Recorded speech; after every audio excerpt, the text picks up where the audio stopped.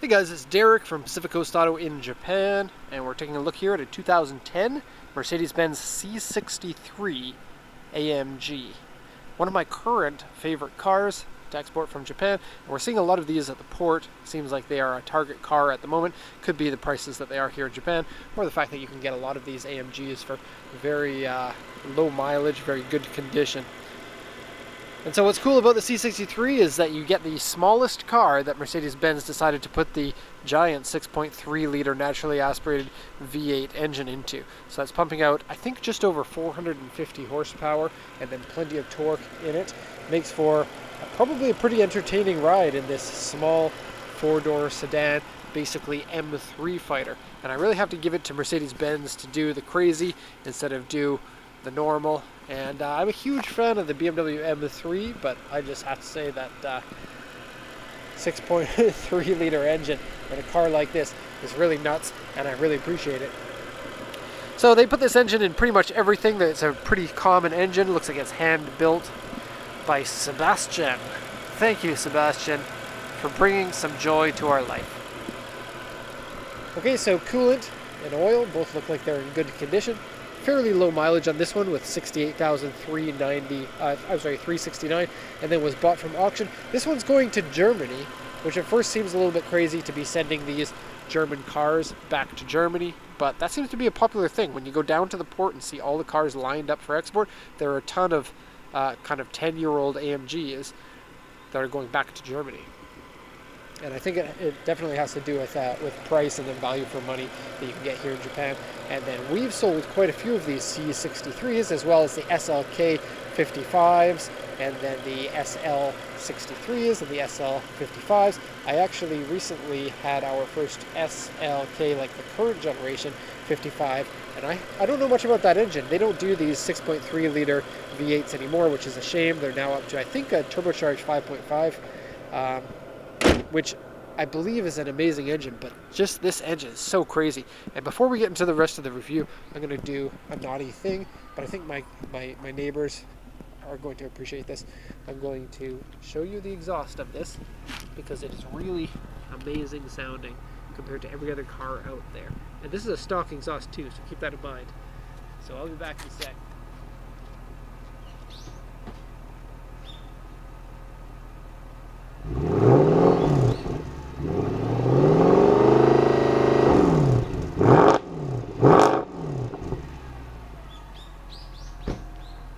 So as cool as that sounded, that was only up to 4,500 RPM, and so there's more of that.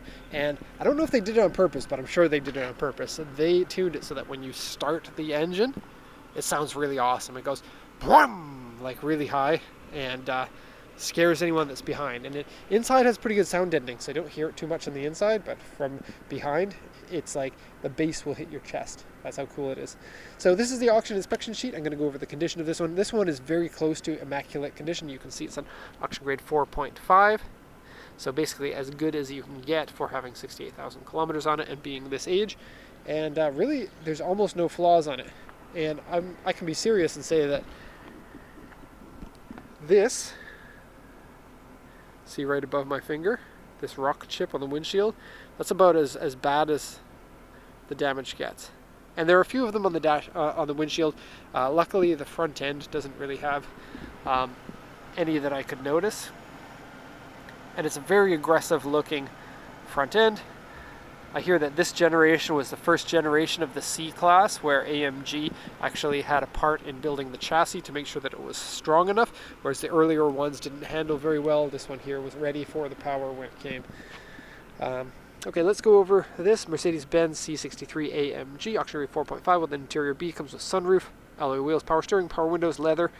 Love the Mercedes-Benz seats more than BMW. Sorry, BMW, I love you very much, but your seats in most of your cars aren't as good as AMG of this generation. Navigation, airbags, 68,369 kilometers at the time of purchase. Automatic transmission, again, I don't, everybody likes to shift their own gears, but in the new cars, you can get manual transmissions, or you can get the SMG transmissions because technically they work better. I really don't like driving the SMG transmission cars, and I would much prefer a regular automatic over the shift yourself dual clutch style of transmission.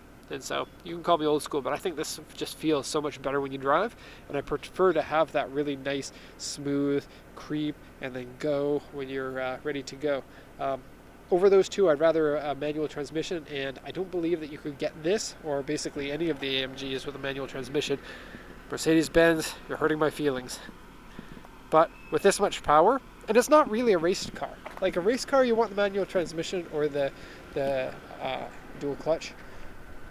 This car is meant for looking good, sounding good, getting attention, and like they're just excellent cars for in that respect, but not necessarily something you would take to a racetrack.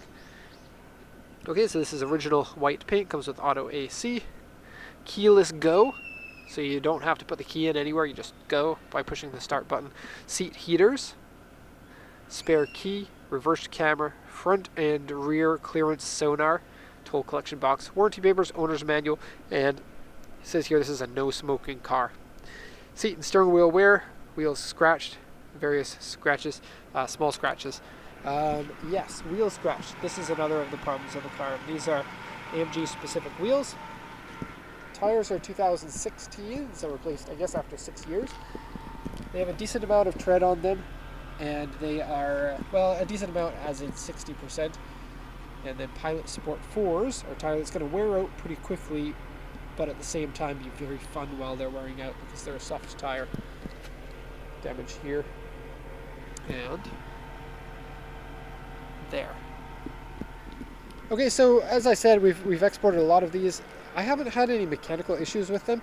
The engines tend to be noisy sometimes, just as a byproduct of this engine style. It seems to be a characteristic of it, but none of the ones that were a little bit noisier really had any problems once they landed. This one's nice and quiet, sounds very fresh. And then looking at the body, windshield rock chip, and then like minor scratch on the front bumper. And I would be surprised if anyone could find a minor scratch. Oh, found one. Do you see it? Yeah. The car has a scratch on it. Uh-oh.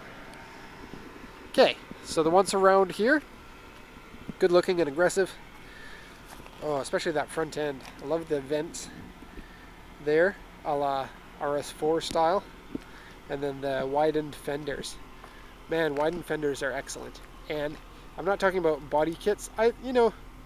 Body kit cars with wide fenders, that's one thing, but when a real car manufacturer makes a version of the car that is wider, it always looks good, in my opinion. 911s, M3s, what other cars are like that? Lancia Delta, 16 valve, 8 valve, 16 valve, Evo 1 and 2. Skyline GTR. Volkswagen Golf. I don't know. I'm sure there are lots more. Super clean, super nice. And see how it has these two bumps on the hood there? When you're sitting in the driver's seat, these bumps are actually very visible, and they make the car look very aggressive and very cool. Because you look at it as like an angle sort of like this, and then you can see it a lot from the driver's position. Okay, side panels are gorgeous. I'll just give you a quick little view.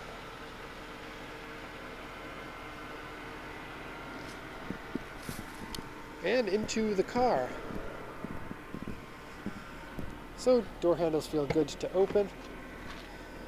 They don't have the Mercedes-Benz chrome on the door. Come on, cutting costs there, Mercedes. I'm not happy about that. They don't have it here either.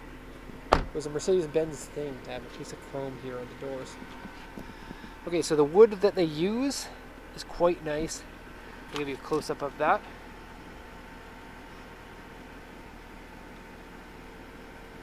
Okay, and then memory seats, so we get to see who was the cool guy driving last time.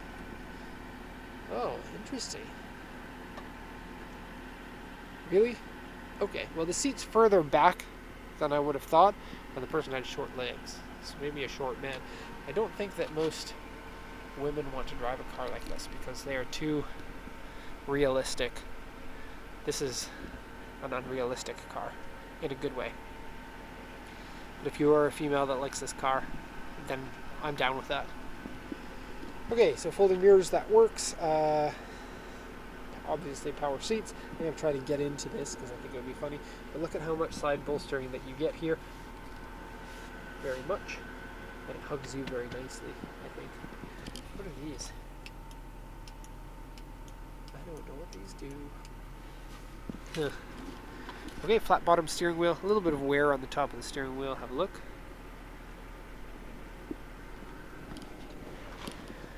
Oh, soft and nice seat. Weird driving position for the short legs. Now if you want to shift yourself, you can pick your own gears. It is a traditional automatic transmission car, so it's not going to be all that responsive. But most people won't be using those. Really good looking gauges here. And I have to say, I prefer the look of the dashboards of this generation of Mercedes more than the current ones. I prefer a more simple layout for the dashboard, and one that doesn't have as much distractions. Okay, so this one here has your Navi screen in it, if you're down with the Navi. Oh. AC works. You can put a compact disc into here, and then it will play music. I don't know what this is though. Something goes in there. It looks like music is like Spotify, but what the grandfathers used. Maybe has been used once, but it doesn't smell like cigarettes at all inside. Very easy to set the temperature here. You just set that for the degrees in Celsius that you want, and then you can choose this and it will pick where how much air in which directions it goes, or you can manually set it. Not too noisy, but it's definitely audible. Okay. And you also get, how do you open this? How does it work? This one slides, I can tell that one, but these ones open, I just don't know how to open them. There's probably a button somewhere. Looks like some sort of fun controls, like an iDrive. Okay, well, here's your car review. I don't know how to open this.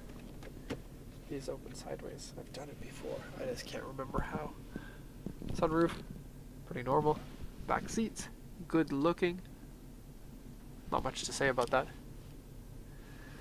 Okay, and I might have troubles getting out, so I'm going to move the seat back into an appropriate position. Oh, I do like that seat. Okay, out of the car. Let's have a quick look at the trunk and the back seat.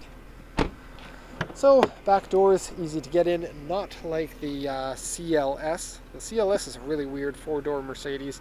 Really cheap, but also really odd styling and really hard to get into the back seat because of smaller doors. These ones are a little bit steeply raked here too, but really not that hard to just whoop to go in. And then a full 3 seats on the back there instead of the CLS gets 2. AMG.